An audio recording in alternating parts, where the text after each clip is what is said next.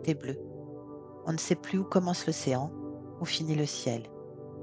Éparpillées comme des confettis turquoises, les îles Maldives. Un archipel de plus de 1000 îles coralliennes, formé il y a des millions d'années par les lents mouvements de la mer et du temps. À bord d'un hydravion, nous survolons ce réseau complexe d'îles, de lagons et de barrières de corail. Chaque tache sombre dans le bleu est un récif corallien. Chaque lagon, un écosystème miniature.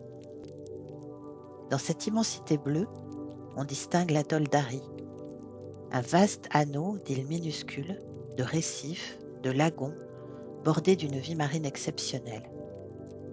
Depuis le ciel, tout semble immobile, mais sous la surface, un monde foisonne, change, s'adapte à chaque instant.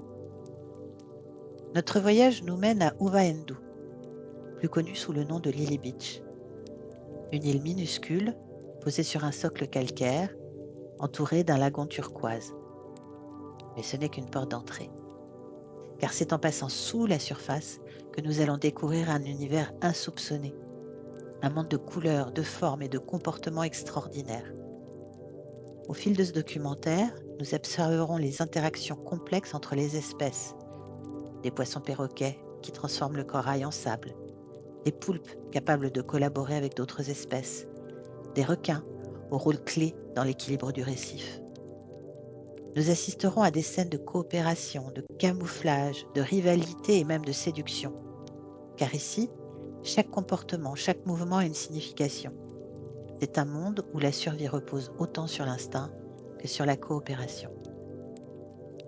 Ce film est une immersion dans l'un des derniers sanctuaires marins encore intacts, un voyage à la rencontre de créatures fascinantes dans un décor parmi les plus spectaculaires de la planète. Bienvenue à Lily Beach, bienvenue dans le monde caché des Maldives. Le Doni se balance doucement sur l'eau comme une invitation. Mais ici, pas besoin de bateau. La vie marine commence à quelques mètres du bord. Le paille en queue couvre son œuf géant et nous souhaite la bienvenue. Le masque à peine dans l'eau, une foule incroyable nous accueille. D'abord des vivanos dorés. Calmes, ils se tiennent groupés, à quelques mètres du récif, comme suspendus dans l'eau.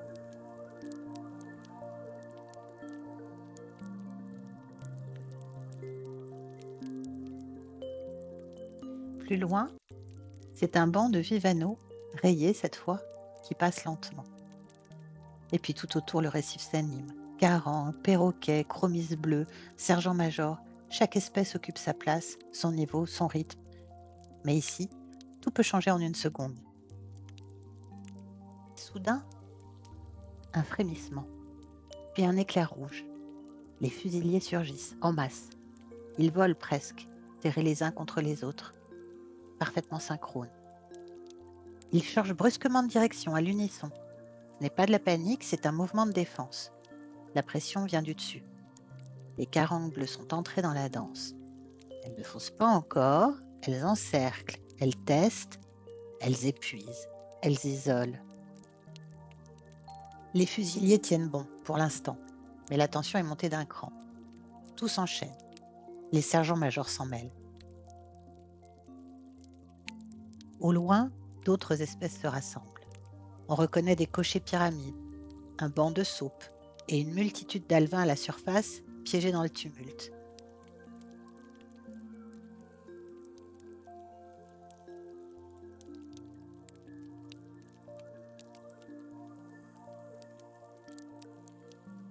Puis, une pause. Le courant se calme, le récif respire à nouveau, les saupes redescendent vers le fond, les fusiliers reviennent, mais les carangues ne sont jamais loin.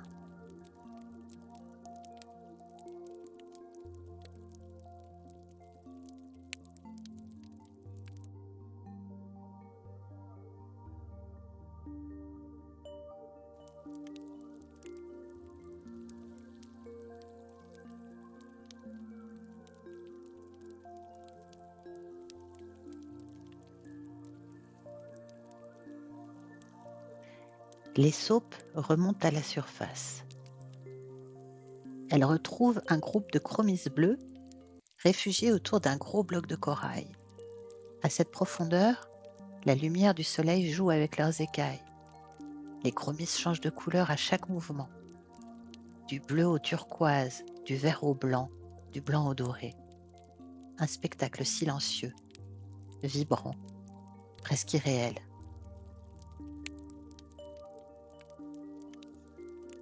Ici, la vie est partout, tout le temps, ordonnée, imprévisible, splendide.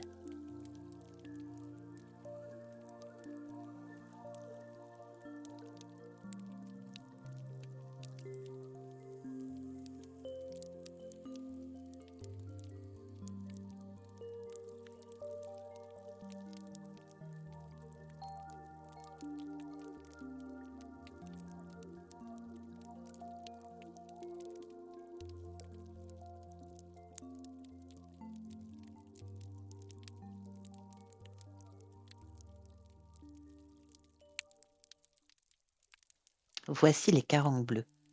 Rapides, nerveuses, imprévisibles, elles patrouillent à la lisière du corail à la recherche du moindre signe de fuite d'une proie potentielle. Ces poissons pélagiques sont de redoutables chasseuses. Mais ici, elles ne chassent pas seules. Les petits poissons sont trop bien cachés dans le corail. Il leur faut une alliée. Si on fait bien attention, on la devine dans le creux du récif. C'est une murène de Java qui glisse lentement sa tête hors de sa cachette. Impressionnante, elle est souple et silencieuse. Elle explore les anfractuosités que les carangues ne peuvent atteindre.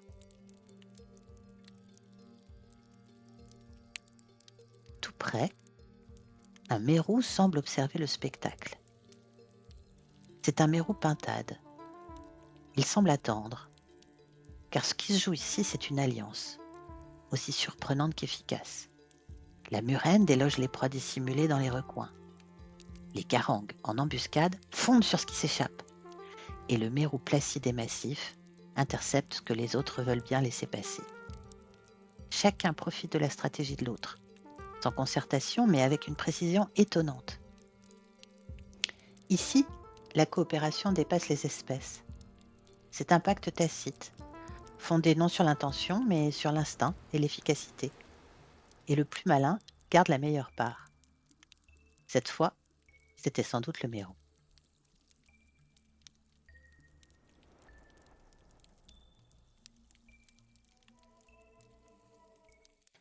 Restons un peu avec la murène de Java. C'est la plus grande murène de l'océan Indien et la plus commune sur ce récif. La plupart du temps, elle reste ainsi, tête sortie, corps replié sous la roche. Elle respire lentement en ouvrant et refermant ses mâchoires. C'est impressionnant, mais ce n'est pas de l'agressivité. C'est simplement la façon dont elle ventile ses branchies. Ici, elle se laisse approcher par un poisson nettoyeur, souvent un labre ou un goby. Il entre dans sa bouche, explore ses ouïes, il retire les parasites, nettoie la peau et les muqueuses. Et la murène pourrait l'avaler en un éclair, mais ne le fait jamais. C'est un pacte bien compris, une alliance entre espèces. Parfois, comme ici, elle quitte son repère. Elle glisse lentement entre les rochers, frôle le sable, semble fureter sans bruit. Elle chasse, mais à sa manière, en tendant des embuscades, en se faufilant dans les passages étroits, là où peu de prédateurs peuvent la suivre. Cette murène peut mesurer jusqu'à 3 mètres de long et peser plus de 30 kilos. Carnivore, elle se nourrit de poissons, de poulpes, de crustacés. Son odorat est très développé et il compense une vue médiocre. Elle repère ses proies principalement à l'odeur et au mouvement. Territoriale, elle utilise souvent les mêmes abris pendant des années. Discrète, puissante, redoutée, la murène de Java n'est pas un monstre. C'est l'un des prédateurs les plus anciens et les mieux adaptés du récif.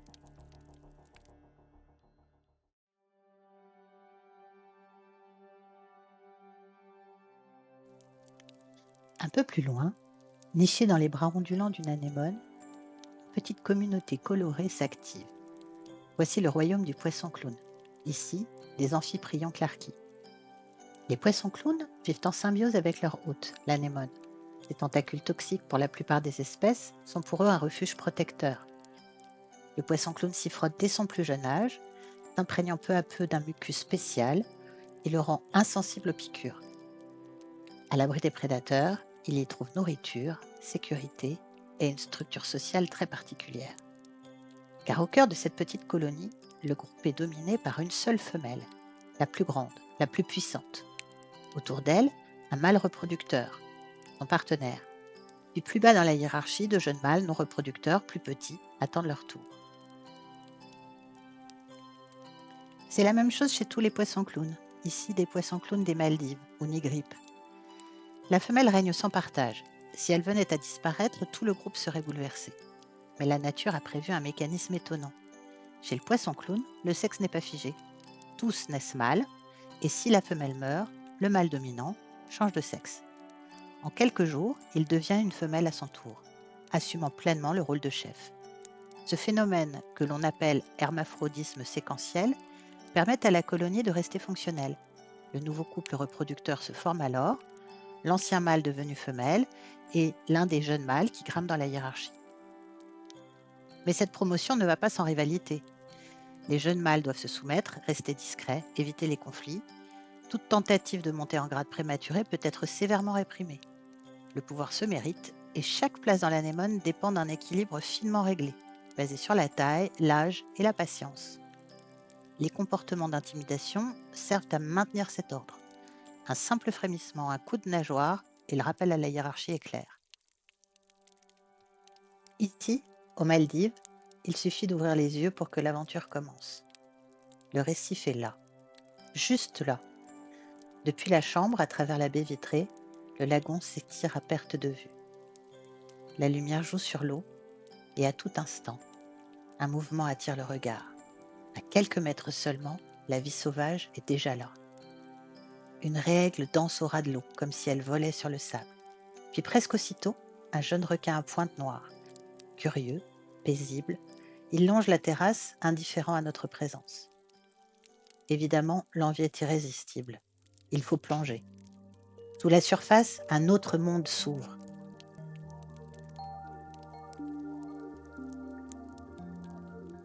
Juste sous la surface de l'eau, justement, un nuage en perpétuel mouvement.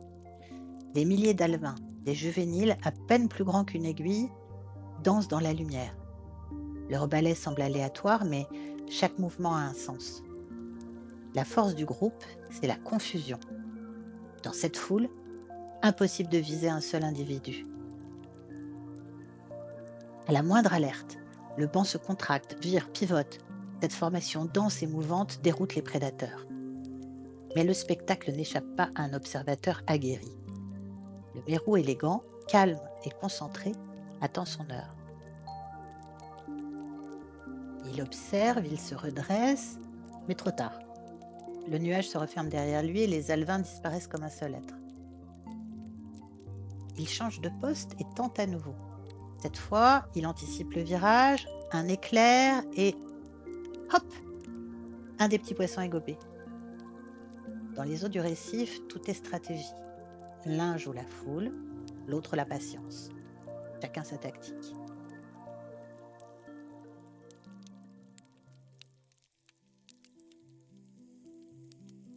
Toujours sous la surface, un grand banc de poissons cochers glisse doucement. Avec leurs longues nageoires dorsales, ils sont faciles à reconnaître. Les poissons cochers vivent souvent en groupe, parfois en couple, mais ici, c'est une véritable troupe. Ils avancent ensemble, tournent ensemble, s'arrêtent ensemble. Eux aussi ont compris que la cohésion du groupe est essentielle. Bouger à l'unisson, c'est se protéger et mieux se nourrir. À la surface, ils gobent de minuscules proies, du plancton, des larves ou des œufs flottants. Leur mouvement est rapide, presque nerveux. À chaque remontée, l'eau se froisse. Leur silhouette se reflète comme dans un miroir.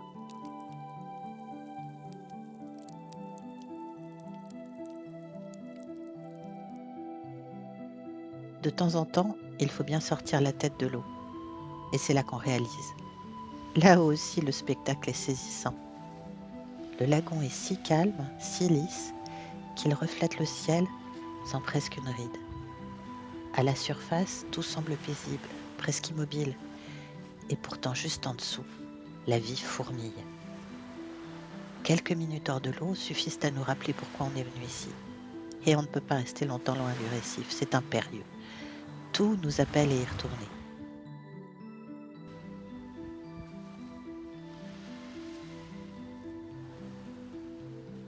Au loin, un groupe de dauphins passe, juste au-delà de la barrière. Trop loin pour qu'on les rejoigne, mais assez proche pour nous appeler, comme s'ils disaient: «Allez, allez, venez, le vrai monde est ici, sous la surface».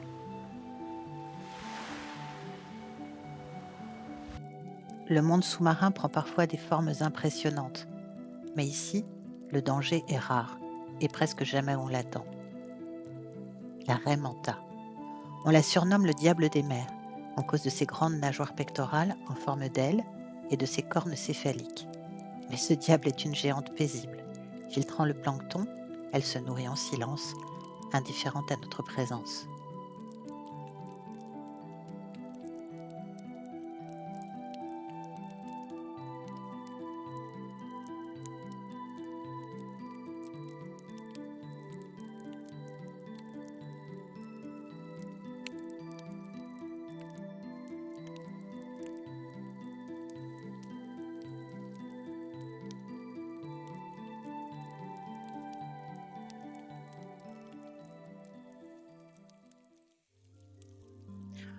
Encore plus grand, le requin-baleine, 12 mètres de puissance tranquille, le plus grand poisson du monde. Et pourtant, aucun croc menaçant. Il nage, bouche grande ouverte, avalant des milliers de litres d'eau pour en extraire son repas microscopique. Hypnotique, mais sans danger.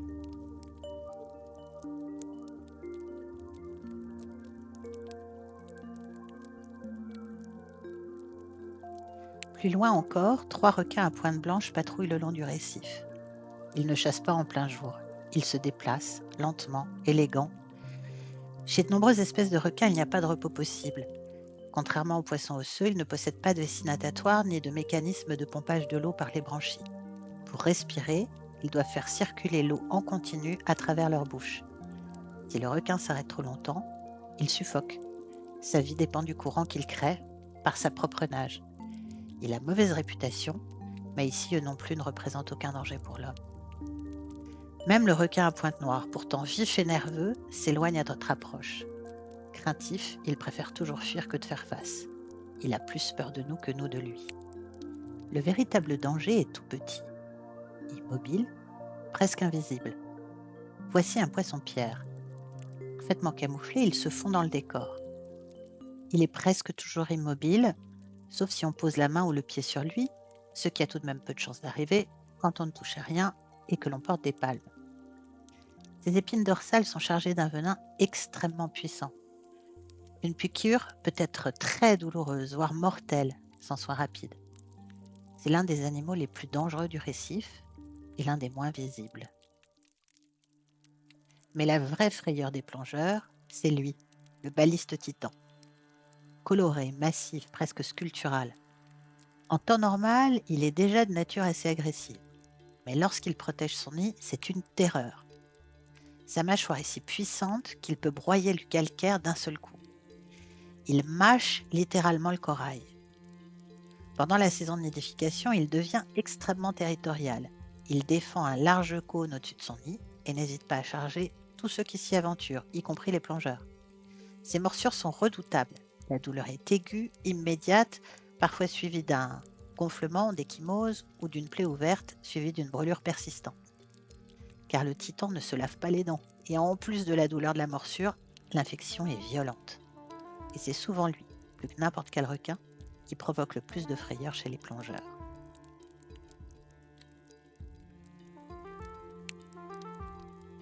Et puis sur le récif de Lily Beach, il y a Joe, le vieux barracuda. Il serait là depuis plus de 10 ans, personne n'a jamais réussi à le pêcher.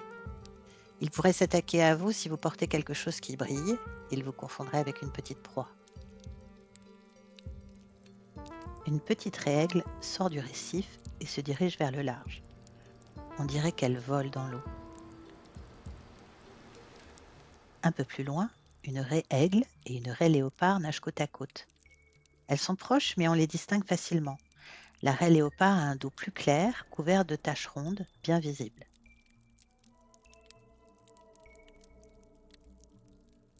Elles peuvent mesurer jusqu'à 2,50 m d'envergure.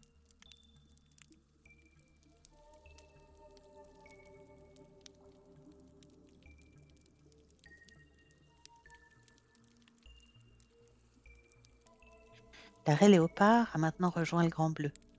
Elle se laisse porter par le courant, elle ne bouge presque pas, elle économise son énergie. Chaque raie a un motif unique sur le dos, un peu comme une empreinte digitale. Ici, aux Maldives, les raies sont fréquentes, mais pouvoir les observer et nager avec elles est toujours une merveille.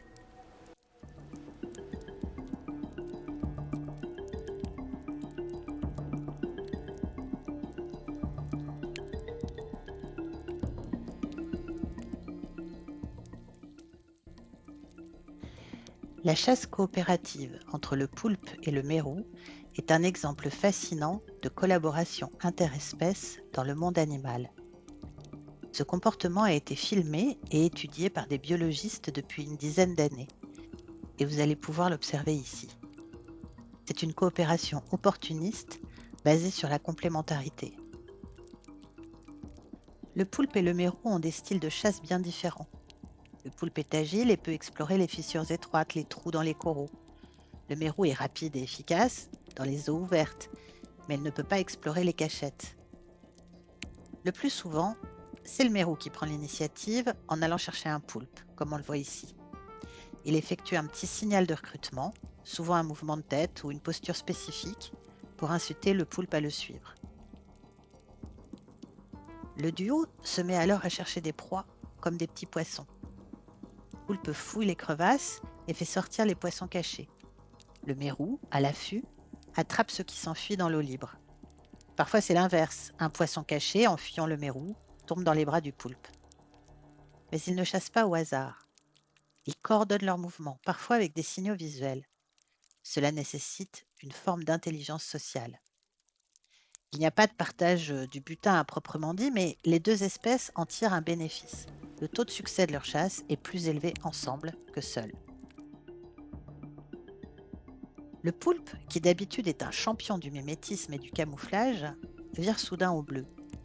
C'est une forme de signal, un langage corporel visuel destiné à communiquer avec le verrou. Le bleu peut signifier « il y a une proie ici » ou bien « je suis prêt à coopérer ». On observe ce signal bleu lorsque le poulpe initie une action ou répond au recrutement du mérou. Mais cela peut aussi être un signal de domination ou d'irritation si le mérou essaye de tricher, par exemple de voler une proie sans coopérer. Le poulpe peut alors passer au bleu intense, voire ajouter des postures de menace. Cela pourrait vouloir dire « attention, je t'ai vu, ça suffit maintenant ». Ce comportement est parfois suivi d'un coup de tentacule. Sa signification dépend donc du contexte immédiat. Bleu, calme et stable, coopération, coordination. Bleu vif ou brusque, irritation, avertissement qui parfois s'accompagne d'un coup de tentacule.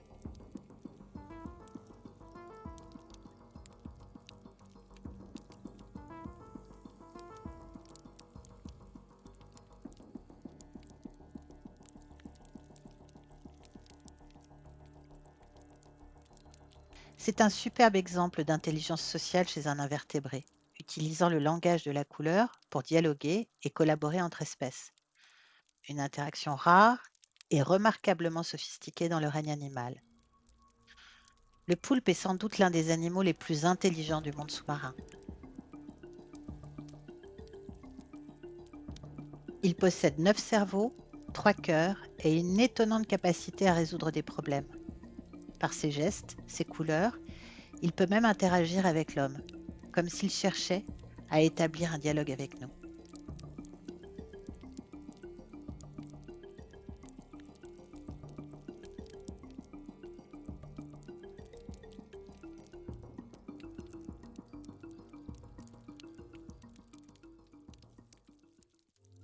Mais le mérou ne trouve pas toujours un poulpe pour chasser avec lui. Alors il se contente d'une murène. Moins agile, moins intelligente qu'un poulpe, la murène reste une partenaire redoutable. Ici, c'est une murène ocellée ou étoilée. Assez rare, on ne la voit presque jamais le jour car c'est une chasseuse nocturne. Et justement, elle chasse ici avec 2 mérous croissants de lune. Le principe reste le même. Le mérou hoche de la tête et pointe du museau vers les coraux qu'il souhaite voir inspecter. La murène comprend le message et glisse aussitôt entre les blocs de corail. Moins spectaculaire qu'avec un poulpe, mais souvent tout aussi efficace. Mais revenons à notre poulpe. Il glisse maintenant au-dessus du récif. Il nage entre deux eaux, puissant, souple, élégant. Puis soudain, il change de direction. Il a repéré quelque chose, ou plutôt quelqu'un, une femelle, et il va tenter sa chance. Il s'approche lentement, mais il doit être convaincant. Alors, il commence son numéro de séduction. Le corps du mâle devient plus sombre, et ses motifs changent. Il passe du gris lisse au brun intense, picot dressé. Parfois même, il clignote, alterne les couleurs, comme pour signaler sa force et sa vitalité.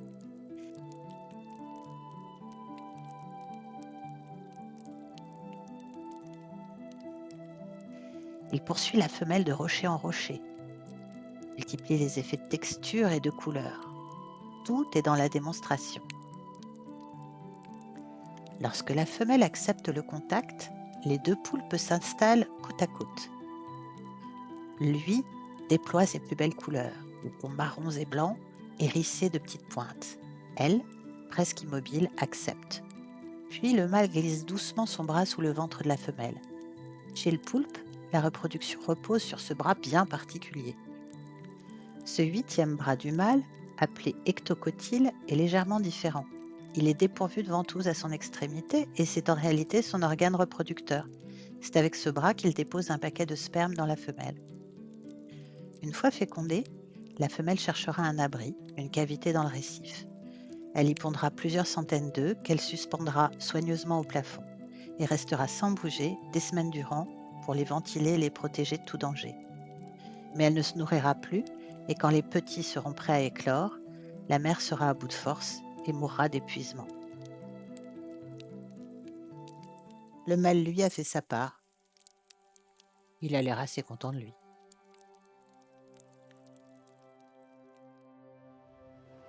Le soleil vient de se lever sur l'île. Depuis la chambre, on aperçoit le récif qui affleure à la surface. Il est littéralement à 50 mètres de notre oreiller. Pas un souffle de vent, la mer est d'huile. On saute dans un buggy et on file à travers les jardins encore frais. Direction l'extrémité de l'île. Tout au bout, les water villas, perchés au-dessus du récif. Le lagon s'ouvre devant nous.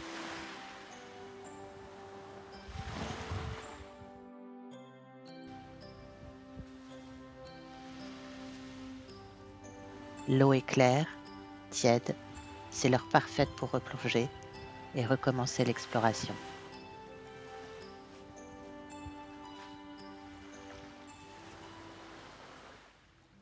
Une tortue imbriquée nous ouvre le chemin. Elle monte lentement à la surface, juste le temps de respirer. Les tortues marines ont des poumons, elles doivent donc remonter régulièrement, même si elles peuvent rester en apnée plus de 30 minutes. Ici, elle n'a pas peur de l'homme, et c'est peut-être ce qui la met en danger.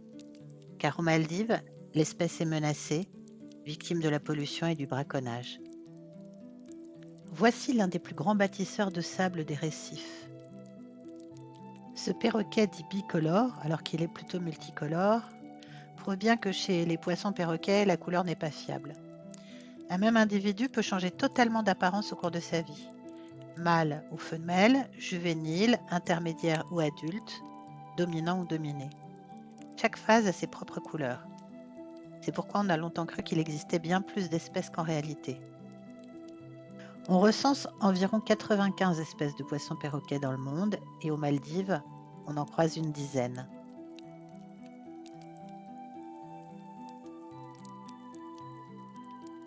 Un perroquet grand bleu approche à son tour. Là encore, son nom peut être trompeur, car il est rouge-orangé quand il n'a pas encore atteint sa phase adulte. Les perroquets, comme les poissons clowns, sont hermaphrodites, mais cette fois, ce sont les mâles qui dominent. La plupart des perroquets naissent femelles, puis lorsque le mâle dominant disparaît, une femelle peut changer de sexe et de couleur pour le remplacer. Ce perroquet mord vigoureusement dans un bloc de corail. il ne cherche pas à manger le corail lui-même, mais les algues microscopiques qui s'y trouvent. Le reste, il le broie, le digère et l'expulse sous la forme de sable blanc, un sable que l'on retrouve plus tard sur les plages. Pour cela, il est armé d'un bec puissant, très proche d'un bec d'oiseau.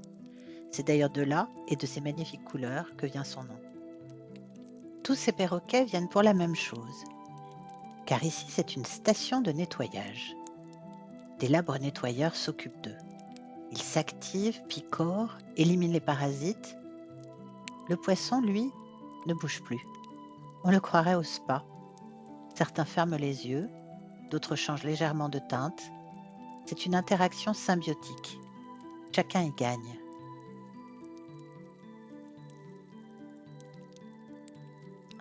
Un poisson cochon à taches noires s'est joint à la scène. Ce juvénile se fait lui aussi nettoyeur improvisé, aidant parfois les labres dans leur travail. Dans ce creux du récif, tout le monde semble s'être donné rendez-vous. Autour de cette patate de corail, un banc dense de chromis bleu.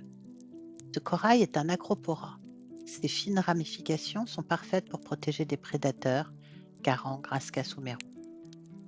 Petits poissons vifs à la robe bleue électrique, les chromis vivent en groupe compact, toujours en mouvement. Un balai bien réglé. Chasse, vigilance, repli. Au moindre danger, tous disparaissent en un éclair dans les branches du corail. Ils se nourrissent du plancton qu'ils attrapent dans la colonne d'eau. Leur bouche tournée vers le haut est faite pour ça. Ils partagent ce refuge avec des anthias dans une vraie cohabitation colorée. Sur le récif, les couleurs sont plus qu'un spectacle. Elles disent l'âge, le rôle, la santé, le statut. Elles sont un langage en soi.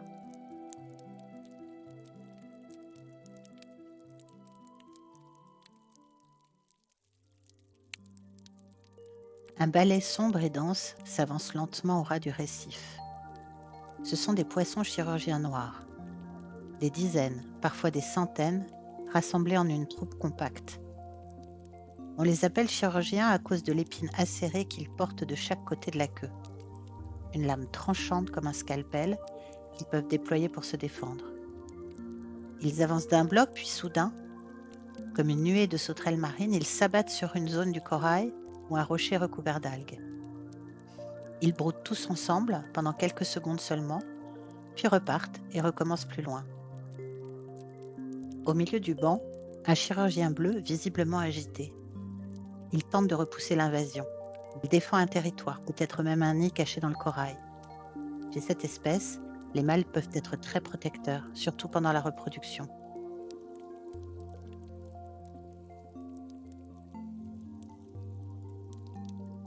Mais dans cette frénésie collective, sa défense semble vraiment désespérée.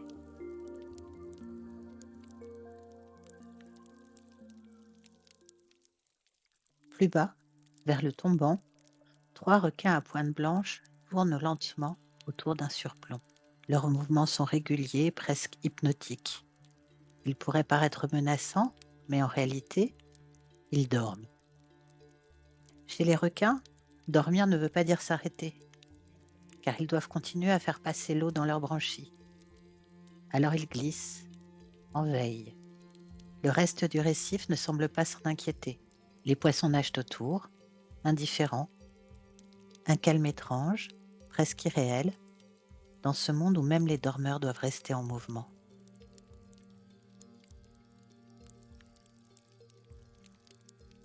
Aujourd'hui, la mer est d'huile, le soleil est généreux et la lumière pénètre profondément dans le bleu. Les poissons licornes, aussi appelés nasons, évoluent tranquillement. Ils sont curieux, paisibles et aujourd'hui, ils nous observent autant que nous les regardons. Juste derrière eux, un banc compact et impressionnant s'avance lentement. Ce sont des pompanos, de la famille des carangues. En principe, ils vivent au large, mais parfois, comme aujourd'hui, ils s'approchent du récif en immenses bancs brillants et fluides.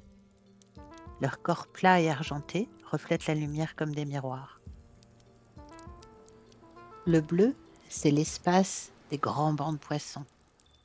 Ici, des balistes bleus. Au lever du soleil, ils viennent par centaines. Les saupes, toujours en mouvement, semblent pressées. Elles glissent en rang serré le long du tombant. Direction l'herbier le plus proche où elles brouteront les algues dont elles se nourrissent. Puis, longues et filées, métalliques, les orphies. Ces poissons carnassiers vivent en surface, en petits groupes. Leur corps allongé et leur mâchoire garnie de dents acérées leur permet de capturer les alevins en un éclair. Elles guettent, immobiles.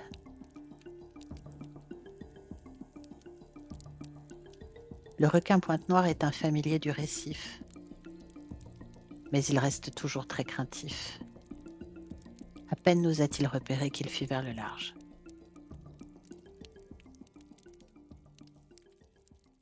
Retour au récif, et voici une famille de poissons aussi élégante que colorée, les poissons-anges.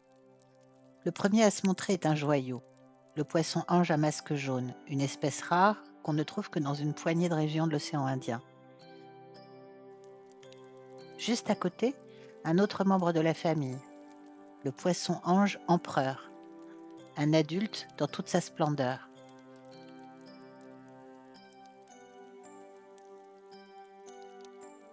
Son corps bleu foncé est zébré de jaune vif et son masque bleu électrique.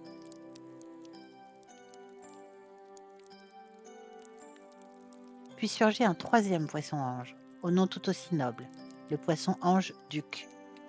Pourquoi les appelle-t-on poissons-anges ? Leur nom vient sans doute de leur silhouette, des nageoires dorsales et pelviennes longues et arrondies comme des ailes déployées.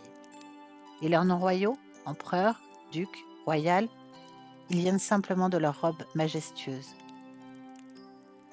Les poissons-anges vivent souvent en couple, sont très territoriaux et se nourrissent d'éponges, d'algues et de petits invertébrés. À force de se nourrir d'éponges toxiques, certains poissons-anges accumulent dans leur chair des substances toxiques ou au moins désagréables au goût, ce qui les rend peu appréciés des prédateurs. C'est une défense chimique passive, très efficace. Sous l'eau, la nature semble avoir laissé libre cours à son imagination. Certains poissons ont des formes et des couleurs si étonnantes qu'on croirait qu'un enfant les a dessinés. Et pourtant, rien n'est laissé au hasard. Tout est fonction, adaptation et stratégie. Voici un nason à éperon jaune, de la famille des poissons licornes. Une silhouette fuselée, un museau allongé et deux petits éperons pointus de chaque côté de la queue, de véritables armes de défense. Voici maintenant le baliste clown. Impossible à rater. Son corps triangulaire est décoré de rayures et de pois comme peint à la main.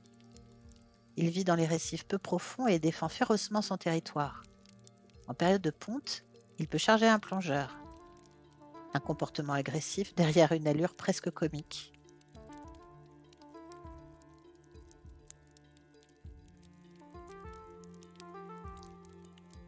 Place à la bourse graffiti, un poisson qui semble avoir été tagué par un artiste de rue. Des lignes ondulées, des taches éclatantes, un corps légèrement bossu, un vrai patchwork ambulant. Son camouflage, paradoxalement voyant, lui permet de se fondre dans l'agitation du récif.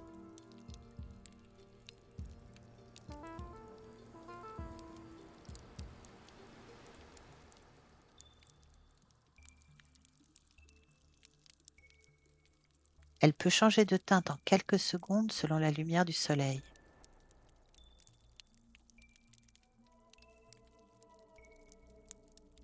Voici ensuite une femelle poisson-coffre pintade. Elle porte des dizaines de petits points blancs sur un fond bleu foncé. Son corps est rigide, ce qui la rend lente, mais difficile à avaler. Elle sécrète un mucus toxique si elle se sent menacée.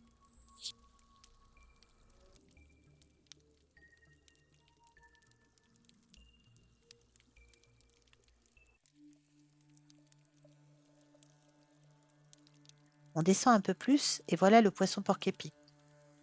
Quand il a peur, il se gonfle le dos, double de volume et dresse ses piquants, comme une boule hérissée. Une technique spectaculaire pour décourager les prédateurs. Mais une technique dangereuse.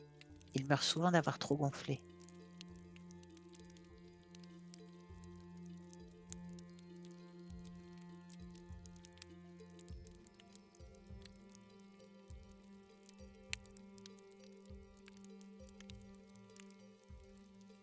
Sur le bord du récif, les platax à longues nageoires glissent lentement dans l'eau claire. Avec leurs nageoires démesurées et leur silhouette en forme de disque, ils semblent voler plus que nager. Ils sont sociaux, souvent curieux des plongeurs, parfois même un peu insistants.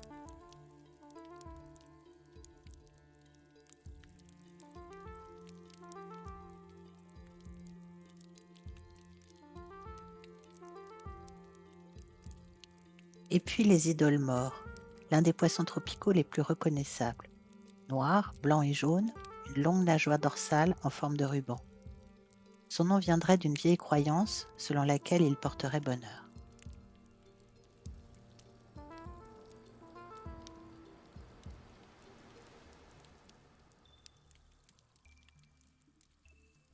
Enfin, un petit groupe de poissons cochers fantômes, au motif de camouflage, qui les rendent presque invisibles lorsqu'ils se cachent sous les rochers. Chaque poisson est une création unique, un équilibre parfait entre beauté et adaptation. Sous l'eau, rien n'est gratuit. Même les formes les plus étranges ont un sens.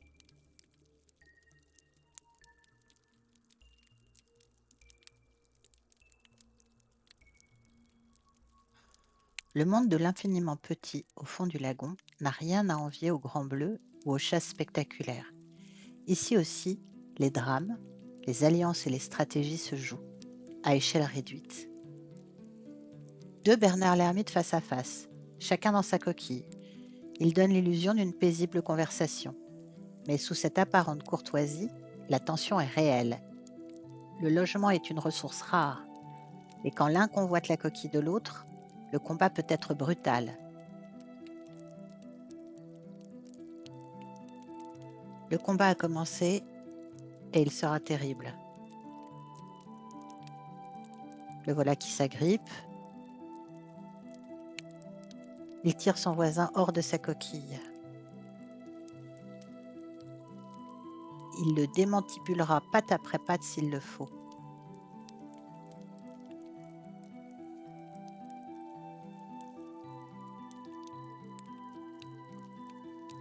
Loin d'un conte pour enfants, la lutte pour un abri peut virer au duel impitoyable. Un peu plus loin, un cingnate, un poisson filiforme de la famille des hippocampes, ne s'attarde jamais à découvert. Il est une proie facile et il le sait. Sa silhouette discrète et son camouflage sont ses seuls moyens de défense. Dans une anémone rose, c'est un tout petit monde qui s'agite. Une crevette vit là, en colocation avec de minuscules demoiselles dominos. C'est une crevette à queue de paon, aussi appelée arlequin. Elle vit souvent en association avec les anémones, comme ici, profitant de ses tentacules urticants comme d'un bouclier naturel contre les prédateurs. En retour, elle la débarrasse des petits débris ou parasites. La cohabitation est pacifique, les poissons profitent de la protection de l'anémone, tandis que la crevette trouve refuge et nourriture dans cet habitat partagé. Deux gobies à pointe bleue, un mâle et une femelle, veillent à l'entrée de leur terrier. Ils vivent là dans une sorte de tunnel de corail consolidé. Mais le courant et les remous déplacent sans cesse le sable qu'il faut évacuer encore et encore.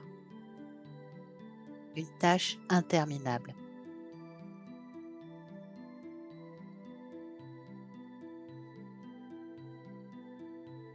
Heureusement, le gobi n'est pas seul. Il a trouvé de l'aide. C'est avec cette crevette pistolet, presque aveugle, mais qui excelle dans le terrassage, qu'il a passé un pacte. Elle creuse et entretient le terrier. Elle ne voit presque rien, mais le gobi la prévient en cas de danger d'un simple mouvement de nageoire. Une parfaite symbiose. L'une creuse, l'autre surveille. Deux espèces, un terrier, est l'un des exemples les plus emblématiques de symbiose mutualiste sur les récifs coralliens. Dans l'infiniment petit, chaque centimètre carré est une scène de vie, parfois tendre, parfois cruelle, mais toujours fascinante. Fascinant aussi les juvéniles. Ici, celui d'un labre rasoir masqué. Chez les poissons, le terme juvénile désigne le stade entre la larve et l'âge adulte, sorte d'adolescence marine. Mais ici, elle est souvent spectaculaire car, chez de nombreuses espèces, les juvéniles n'ont ni la forme, ni la couleur, ni le comportement des adultes. Là, c'est un poisson-cochon à taches noires. Ces transformations spectaculaires déstabilisent même les biologistes. Pendant longtemps, certaines espèces juvéniles ont été répertoriées comme des espèces indépendantes tant elles ne ressemblent pas à leur version adulte. Ici, un gatrin bagnard. Ce camouflage évolutif a une fonction. Les jeunes poissons sont vulnérables et leur apparence les aide souvent à se cacher, imiter d'autres espèces ou éviter l'attention des prédateurs. Les gatrins rayés, les voici à l'âge adulte. Ils semblent peints à la main, avec leurs lignes noires parfaitement parallèles et leurs nageoires constellées de pois. C'est l'un des poissons les plus graphiques du récif. Ces motifs ne sont pas que décoratifs. Ils servent aussi à déstabiliser les prédateurs, en brouillant la perception de la taille et du sens de déplacement du poisson. Les adultes vivent souvent en petits groupes, immobiles sous les surplombs de corail durant la journée. Mais à la nuit tombée, le gatrin s'anime. Il sort fouiller le sable à la recherche de petits invertébrés, vers, crustacés, mollusques. Leur bouche charnue est parfaitement adaptée à ce régime fouisseur. Comme beaucoup de poissons, les gatrins produisent des sons. Ils peuvent émettre des claquements audibles sous l'eau. Ce comportement semble lié à des situations de stress ou de reproduction et rappelle que la communication acoustique est bien plus répandue dans le monde sous-marin qu'on ne le croit. À leur côté, nagent les vivanopagais, plus fuselés, plus agiles. Leur nom vient de leur nageoire pectorale, longue et souple, comme des rames, qui leur donnent cette allure fluide. Calmes, discrets, élégants, les gatrins rayés sont l'image même de la sérénité du récif. Et dans ce monde sous-marin si vivant, leur lente chorégraphie est presque méditative.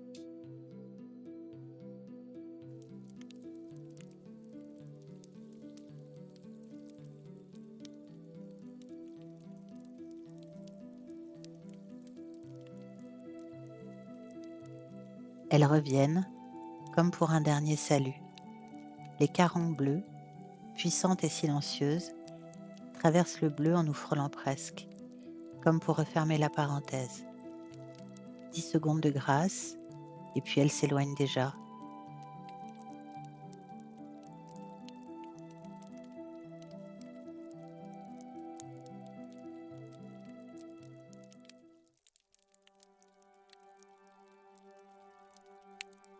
Il faut bien remonter. L'arrivée est toute proche.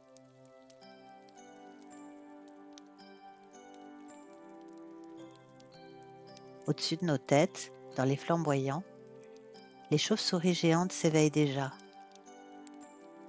Elles déploient leurs ailes de cuir, elles s'élancent au ralenti.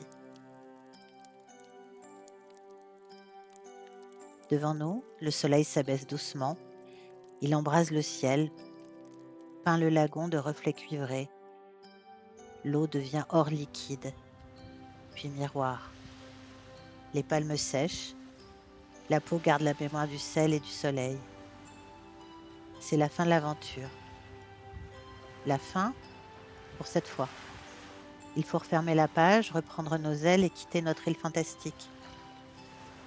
Mais une fois qu'on a plongé dans ce monde, une fois qu'on a croisé le regard d'une tortue, la parade d'un poulpe ou la chorégraphie d'un banc de fusiliers, on ne quitte jamais vraiment l'océan. On rentre, mais on compte déjà les jours, les marées, les saisons qui nous séparent de notre prochaine visite.